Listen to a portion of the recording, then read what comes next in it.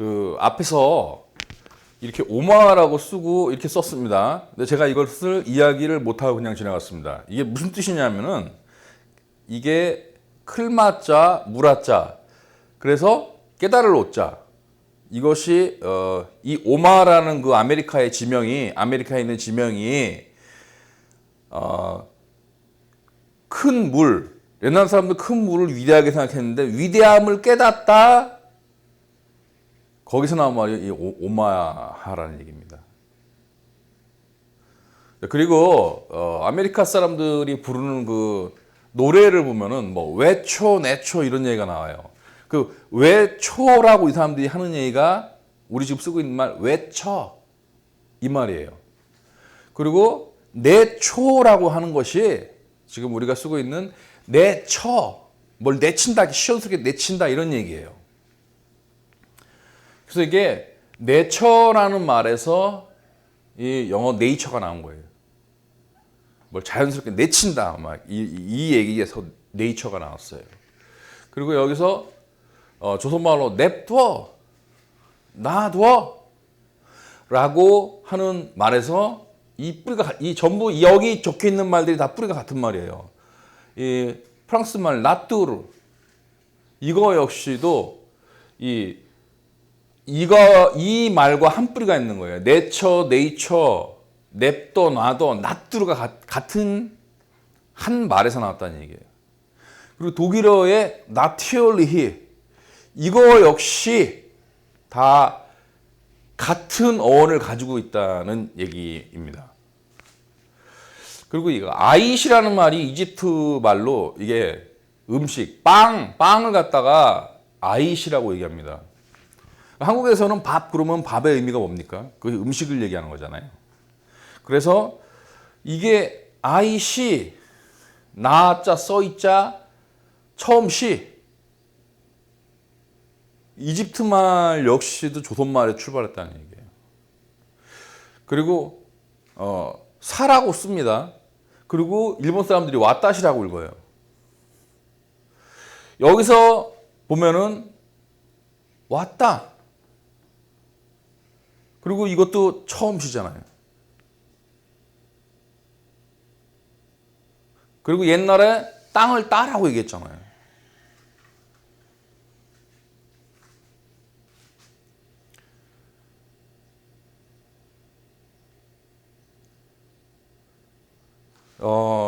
이제 인류가 또 다시 인도의 기록을 보면 옛 인도의 호전의 그 기록에 있는 마하바라다에 나오는 그 묘사에 보면은 이게 너무나도 상세하게 핵전쟁을 했을 때 어떤 일이 일어났다 상세하게 써 있습니다. 그 레이저 무기가 어떻게 사용이 됐다는 것도 나와 있고 이미 20세기에 들어서도 미국이 이제 일본에 핵무기를 던짐으로써 이제 다시 핵전쟁이 시작됐습니다. 근데 그것이 굉장히 히로시마와 나가사키라는 그 두 곳에 한정된 것이었기 때문에 그렇지 만약에 어떤 핵무기를 갖고 있는 나라들끼리 그 옛날에 그런 적이 있었죠. 중국하고 러시아, 그러니까 소련하고 실제로 전쟁을 한번 할 뻔했어요. 핵전쟁을 한번 할 뻔했습니다. 서로는 아니네요. 그때는 이제 중국이 핵 개발 아직 못할 때니까. 그때 보면 중국군 병사들하고 소련 병사들이 국경에서 만나서 처음에는 서로 술을 나눠 마시고 음식을 나눠 먹으면서 서로 좋게 지냈습니다. 그러다가 술김에 서로 싸움이 붙었어요.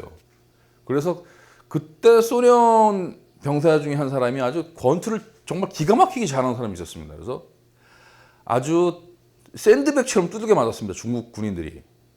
그러니까 중국 군인들이 맞다가 열받아서 아주 그 곤봉을 잘 쓰는 사람이 나와서 아주 그 막대기로 아주 러시아가 아니라 소련 그 병사들을 무지막지하게 두들겨 팼습니다. 그래서 이제 소련 병사가 권총을 갖고 와서 어떻게 생각해? 니들이 먼저 무기를 들었다라고 하고 권총으로 쏴서 이제 거기서 전쟁이 시작된 거거든요. 그 시작이. 그래서 뭐냐면 이 사소한 걸로 인간의 감정이 상하게 되면 인간이 빡치면 전쟁도 한다는 얘기를 하는 거예요. 저 빡을 쳤다는 얘기가 무슨 머리박, 이 머리를 옛날 박이라 그랬잖아요. 박을 세게 발음하면 그것이 빡이 되죠. 자, 깨달을 깍자를 세게 발음하는 것이 깍이 되듯이 또 밥을 세게 발음하면 그것이 밥이 되잖아요. 그러니까 조밥이 한 어원을 갖고 있다는 얘기예요. 그래서 인간은 자기가 만든 무기를 실제로 전쟁에서 사용을 합니다. 그래서 이곳 한국 조선에서도 역시 만약에 히로시마와 나가사키 같은 전쟁이 아니고 정말 어떤 전면전을 통해서 핵전쟁을 한다는 그런 만약에 이 기가 막힌 상황이지만 있을 수 있는 이 상황이 일어난다면 그리고 한국 조선이 준비하지 않는다면 한국 조선에는 어떤 사람들이 살아남겠냐는 거예요. 그러니까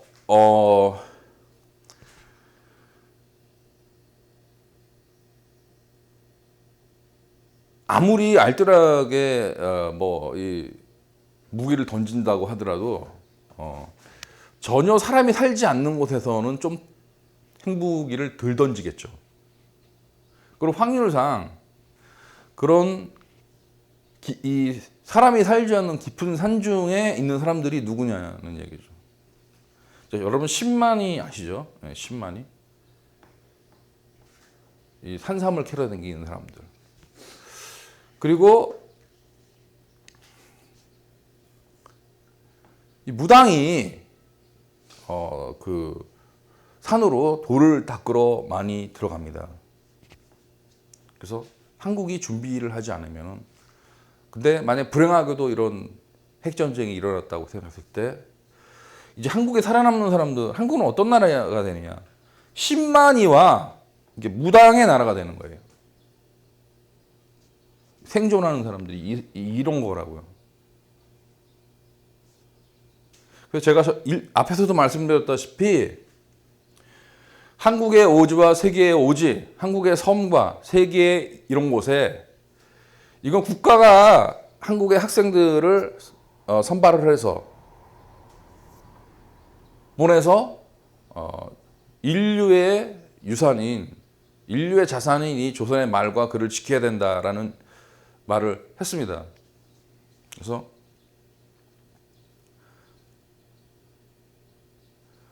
조금 더 대비하고 준비하는 거. 제가 어렸을 때 무슨 말인지도 모르고 우리 어렸을 때는 자치기를 하고 놀았어요. 이렇게 해서 이렇게 조그마한 나무를 뾰족하게 툭 치고 난 다음에 이게 떠오르면은 긴 막대기로 탁 쳐서 이렇게 보내는 거랬습니다. 그래서 이제 그때 땅을 좀 이렇게 깊이 파놨어요. 그래서 깊이 이렇게 파놓고 여기다가 이렇게 조그마한 막대기를 이렇게 올려놨어요. 이런 식으로 깎아가지고 치면은 탁 칠 수 있게끔. 그래서 긴 막대기를 여기 꽂아가지고 이렇게 휙 던지면서 우리가 뭐라고 얘기했냐면은 맞둥아 그랬어요. 맞둥아. 근데 아무도 그 말이 무슨 뜻인지 몰랐어요. 그것이 아이동자, 동을 크게 발음하면 그게 둥이 되죠. 그래서 맞둥아 이 얘기가 무슨 얘기냐. 조선 사람들이 맞둥이라는 얘기예요. 맞이라는 얘기예요. 맞이. 맞아이라는 얘기예요. 그래서 진시황이 책을 한번 태워먹고 또 조선의 임금들이 책을 태워먹고 참비수로 옛날 사람들이 머리에 이를 잡듯이 일본 사람들이 민족 말살 정책을 피면서 정말 책을 모조리 다 태워먹었습니다. 그런데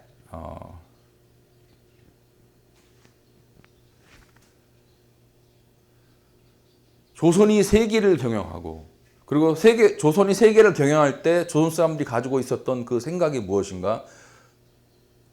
조선 사람이 맞이라는 생각을 했던 거예요. 그래서 아이들이 놀 때 맞둥아 이 얘기를 했던 거예요. 조선 사람들이 맞으라 이 얘기를 한 거예요. 전 세계 조선에서 조선 사람들이 생각했던 것이 무엇이냐? 조선 사람이 맞으라 이 얘기를 생각을 했다는 거죠.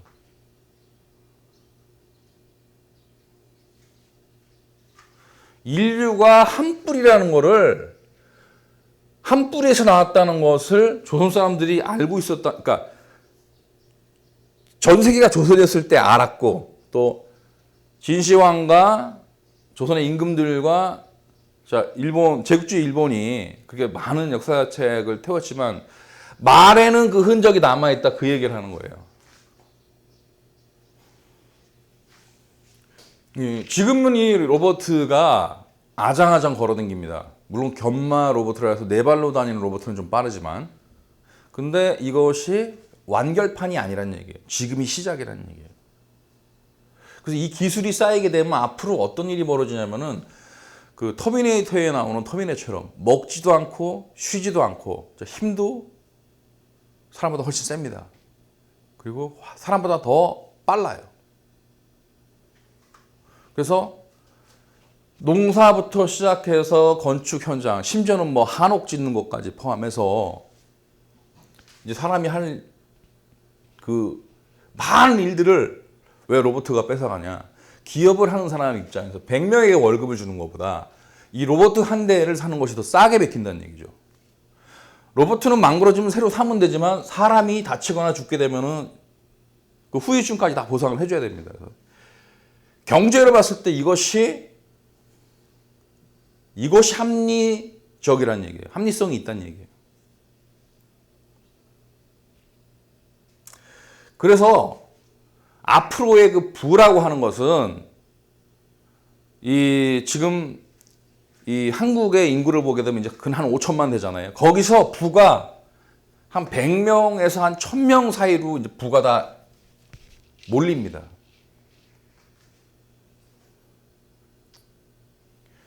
이 앞으로 50%의 세금을 걷어서 법인까지 포함해서 수입 50%를 걷어서 전 국민한테 걷어서 국가를 운영해야 하는 이유가 무엇인가? 이 소비하지 않으면 경제가 발전이 안 된다는 얘기예요. 건전한 소비를 해야 된다는 얘기예요.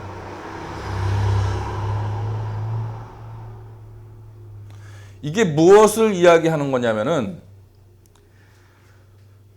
보통 그 거대한 부를 가진 지금 대기업을 운영하는 그런 몇 분들을 제외하고는 수입의 대부분을 먹고 쓰는데 다 날아간다는 얘기예요, 수입이. 그래서 이 사람들 외에는 부가 쌓일 수가 없는 그런 구조가 옵니다. 세상이 이 100에서 1000명 이 사람들을 위한 세상이 돼도 되겠냐는 얘기를 하는 거예요. 그러나 이것은 현실이라는 얘기예요. 이 부가 이렇게 모입니다, 이쪽으로. 그래서 제가 뭐 옛날에 그 공산주의 했던 사람들처럼 뭐 이 사람들 죽이자 이런 얘기 하는 게 아니에요. 저 다시 한번 얘기하자면 이 부자들이 이 세금을 내면서 존경받아야 된다는 얘기예요. 그리고 5천만 중에서 여기에 못 들어가는 나머지 사람들이 존중받아야 된다는 얘기를 하는 거예요. 이 부자들은 존경받고 나머지 사람들이 존중받아야 된다는 얘기를 하는 거예요. 그런데 기부를 하게 되면 왜 이 기부가 해결책이 안 되냐? 이 기부를 하고 하는 거는 부자들이 자기가 좋아하는 쪽에다가 돈을 쓴다는 거예요. 지금 미국에서 기부를 많이 하잖아요. 그런데 지금 아프리카라든지 이런 아시아의 후진국에서는 지금도 사람들이 깨끗한 물이 없어서 흙탕물을 마시는 데가 많습니다. 굶어 죽는 사람들이 많아요. 지금 전 세계의 경작지에서 생산되는 식량은 남아도입니다. 전 세계 식량은.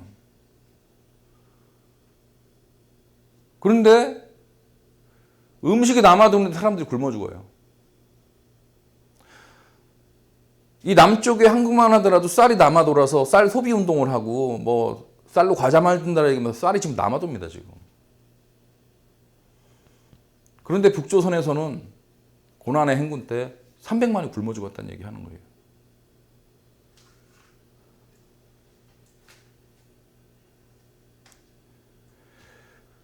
그래서 착한 사람들이 기부를 해서 뭐를 할 수 있다라고 생각하는 것 자체가 잘못된 생각이라는 얘기예요. 자, 법이 어떤 식으로 가느냐.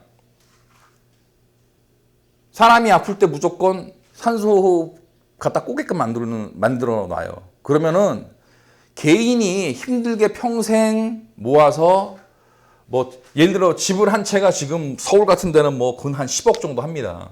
아파트가. 근데 재산의 가치가 훅 하락을 해요. 그러면 10억짜리 집이 5억 밑으로 떨어질 수 있는 거예요. 5억 밑으로. 왜 이런 상황이 나느냐. 인구가 줄어들고 그러면 남는 집이 많아요. 그럼 아파트라는 것이 옛날에 3층짜리, 4층짜리 있을 때 20층 지을 때 추가금이 안 들어가는 거예요. 높이 올리니까. 근데 높인 것을 낮춰서 지을 때는 자, 부시는 비용 내가 내야 됩니다. 그 허물은 집을 그래서 나오는 그 건축 폐기물을 갖다 버릴 때 다시 내 돈을 내야 된다는 얘기예요. 그리고 새로 지을 때 또 돈이 들어간다는 얘기예요. 그래서 집도 이제 자동차가 오래 타고 폐차하듯이 집도 이제 그런 시절이 곧 온다는 얘기를 하는 거예요. 그래서 사람이 아파서 병원에 가서 이렇게 의미 없는 연명 치료를 하게 되면은 또 인건비. 자, 미국 같은 경우에 지금 사람들이 그렇게 부자 나라지만 의료보험 혜택 못 봐. 의료보험이 국가에서 하는 의료보험이 아니라 개인 의료보험이잖아요. 그래서 돈이 없어서 의료보험 못하는 사람 많아요. 그럼 이제 앞으로 한국조선에서도 어떤 일이 생기냐. 요거 그냥 대출도 않고 집 하나 갖고 있던 거 이제 아프면 나는 원하지 않아도 이렇게 꽂아서 돈 다 쓰고 가는 시절이 온다는 얘기예요. 이대로 가면. 그래서 이제 배려심이 있는 아버지 어머니들은 자식을 위해서 이제 20층짜리 아파트에 올라가서 이제 떠밀리는 거예요. 어떻게 되느냐. 자식들을 위해서 내가 자살을 해야 되는 때가 오는 거예요. 그래서 법인까지 포함해서 이거를 세금을 걷어서 운영을 해야 된다는 얘기예요. 지금 이 작은 부자들의 부가 더 큰 부를 갖고 있는 이 부로 쏠려갈 수밖에 없다는 거예요. 이것이 자본주의라는 거예요. 그래서 제가 지금 여기서 하는 얘기가 자본주의를 부정하자 그 얘기하는 게 아니에요. 공산주의라는 건 있을 수가 없어요.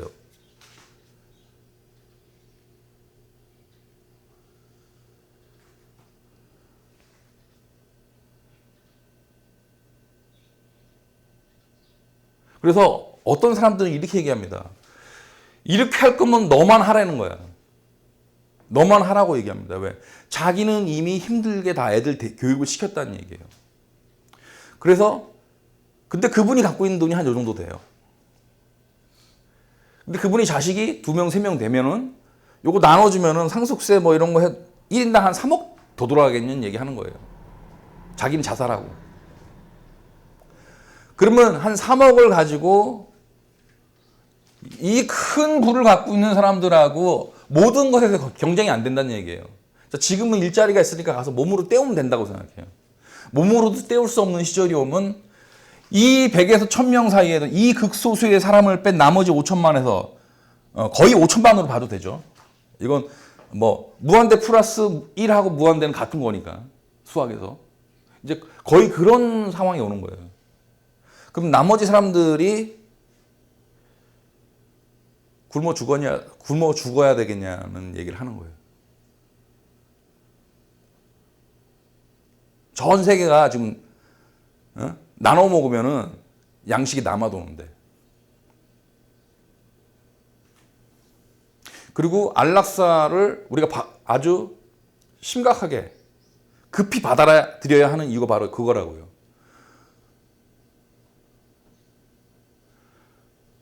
앞으로 인건비 올라가고 의료보험이, 그러니까 쉽게 얘기해서 미국처럼 이 치료비가 막 눈땡이처럼 불어나면은 이제는 감당이 안 된다라는 얘기를 하는 거예요. 이 돈을 가지고는.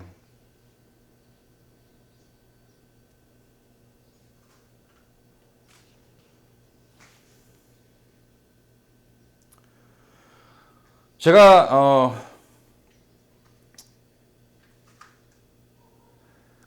평상시에 갖고 있었던 그 생각이 어떤 거였냐면은 모든 병이 장이 잘못돼서 온다라는 생각을 하고 있었습니다.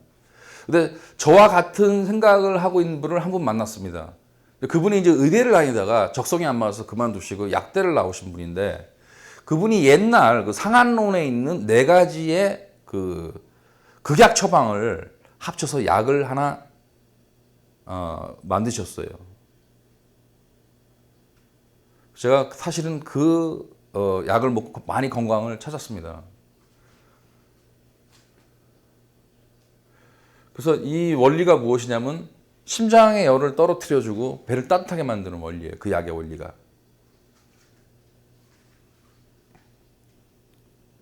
그리고 또 장이 치료되기 위해서는 밥하고 물을 따로 먹어야 됩니다. 그리고 밥을 되게 먹어야 돼요. 그리고 최대한 식사 시간과 식사 시간을 띄워서 그 중간 정도의 물을 마셔줘야지 장이 회복이 됩니다. 제가 건강을 아주 심각하게 잃었다가 그래도 이만큼이라도 지금 다시 활동을 하고, 제가 그 교통사고 후유증을 통해 지금까지 한 14년 고생을 하면서 최근에 한 2년 이렇게 몸을 회복을 했습니다. 그 약을 먹고. 그래서 제가 이제 이 얘기를 왜 하냐면은, 사람은 서로 이렇게 쓰죠. 이렇게 같이 있습니다.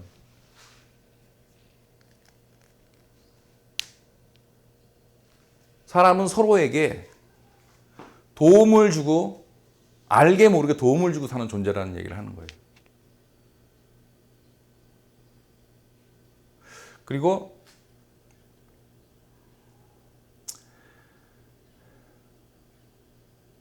인류가 최고의 문명을 구가하던 시절에 기록을 어디에 남겼겠냐를 한번 생각해 보자고요. 지금 저 같은 경우에는 중요한 게 있으면 USB나 컴퓨터에 일단 노트북에 저장을 합니다. 그리고 공책에다가 써요. 근데 지금 이 21세기에도 중요한 기록이 있으면은 어떤 오지 같은 곳에 가면 돌에다 새기거나 동물의 뼈에다가 새기는 분들이 있습니다. 그럼 과거에 인류가 1000년을 살고 뇌용이 150g이 크던 그 시절에 그분들은 어디에다 기록을 했겠냐고요. 지금 우리한테 슈퍼컴퓨터가 있는데 그분들한테는 그런 게 없었겠냐는 얘기를 하는 거예요.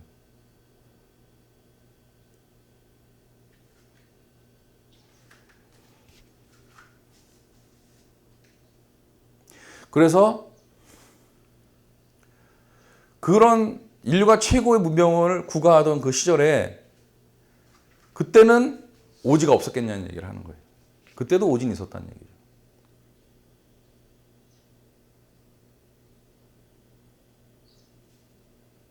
지금 우리가 노트북을 쓰는데 어떤 데서는 지금도 돌에다가 내가 이렇게 조각하는 게 좋아서 아름다워서 하는 게 아니라 그 기록을 돌에다가 하는 사람들이 지금도 있다는 얘기를 하는 거예요. 이것이 공존한다는 얘기죠.